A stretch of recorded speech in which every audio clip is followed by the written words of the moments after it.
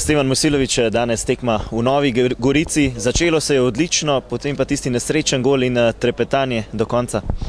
Jeste, začelo se odlično, završilo se odlično i jedan utisak je zaista sjajan jer ova mlada ekipa, ova ekipa u stvaranju, u razvoju, da ovako dobro igra, ovako zrelo igra i na kraju krajeva da svaku utakmicu koju dobijemo bude to zasluženo, bude pošteno, pa čak i ono koje smo izgubili od Maribora i tu smo ostali dobar utisak. To me pre svega raduje da u kontinuitetu igramo dobro, a što se tiče grešaka, one su normalne su pogotovo za mlade igrače, jer ono što je najbitnije od celoj priče jeste da trenutno mi radimo nešto što niko ne radi u slovenačkom fudbalu.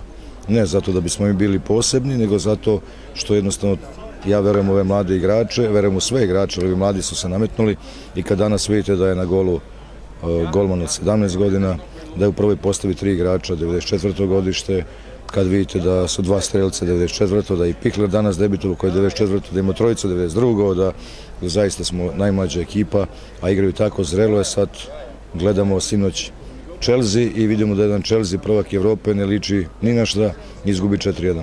A što ne bi onda Gregor Zabret pogrešio ili što ne bi Papić promašio 2 šanse ili tako dalje. Znači trebamo im dati vremena, ja stojim iza njih, ono što je sigurno oni će jednog dana biti igrači i u Domžalama i u nekom mnogo većem klubu.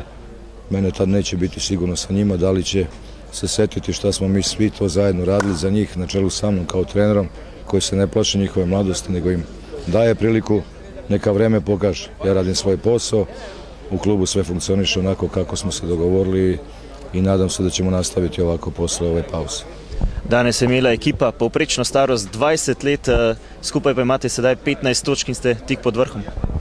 Pa dobro, kvari nam malo Korun, šalim se, on je najstariji bio sa 25 godina, a onda su ovi sa 23, ili tako, Zeci, Kubici i posle toga dolaze Dauša i Mato. Imamo 5 pobjeda, zaslužili smo da imamo 7 pobjeda, ali ne vraćamo se unazad, eto ja još uvijek žalim za tim. Imamo igru, stvaramo šanse i danas smo mogli damo još 3-4 gola sigurno, pogotovo da smo dali taj treći u prvom poluvremenu, onda bi i to mirnije bilo, ali igrači su pokazali jednu stabilnost, zrelost, da posle jednog šoka, za njih je bio šok da primimo gol kad vodimo 2-0, igramo nadmoćno, da odigraju utakmicu do kraja i da se ona završi 2-1 kao što je bilo u prvom poluvremenu, tako da sve čestitke igračima i drago mi je najviše zbog njih da oni vide na ovoj pauzi, da se presaberu, da vide koliko imamo točki, da vide gde su, da vide šta su sve uradili, šta još mogu, jer ovo se sve radi zbog njih. Ja to znam, ja to namećem kao trener, ali mi je bitno da oni steknu to poverenje. Nadam se da će posle ove pauze imati u sebe i još i više poverenja i na dobrom sam putu da veruju u sebe onoliko koliko ja verujem u njih. Super, najljepše hvala, srećno. Hvala vam.